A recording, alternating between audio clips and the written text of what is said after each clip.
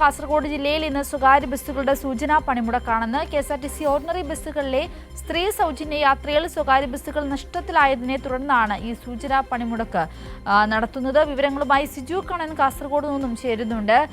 സിജു, അവിടെ പണിമുടക്ക് ആരംഭിച്ചിരിക്കും എന്ന് തന്നെയാണ് ഞാൻ മനസ്സിലാക്കുന്നത്. വിവരങ്ങൾ എന്തെല്ലാമാണ്? സിന്ദൂരി, കാസർഗോഡ് ജില്ലയിൽ ഇന്ന് രാവിലെ മുതൽ സ്വകാര്യ ബസ്സുകളുടെ സൂചനാ പണിമുടക്ക് തുടങ്ങിയിട്ടുണ്ട്.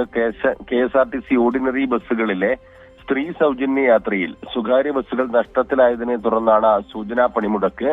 Kerala state private bus operators ഫെഡറേഷന്റെ നേതൃത്വത്തിലാണ് പണിമുടക്ക് നടത്തുന്നത്.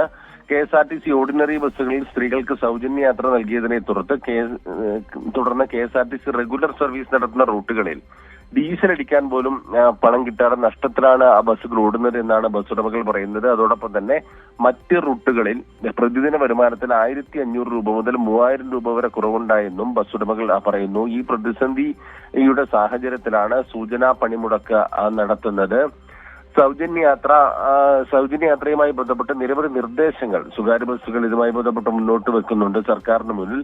സൗജന്യ യാത്ര വോട്ടർ ID മുഖേന 2 ദിവസം 2 യാത്രയായി പരിമിതപ്പെടുത്തുക, inter state town to town ബസ്സുകളിൽ സൗജന്യം അനുവദിക്കരുത്, തൊഴിലാളി ക്ഷേമനിധിയിലേക്കുള്ള വിഹിതം പൂർണ്ണമായും സർക്കാർ ഏറ്റെടുക്കുക, സ്വകാര്യ ബസ് മേഖലയെ വ്യവസായമായി അംഗീകരിക്കുക, സ്വകാര്യ ബസ്സുകളുടെ റോഡ് ടാക്സ് പൂർണ്ണമായും ഒഴിവാക്കുക, പദ്ധതി കേരളത്തിൽ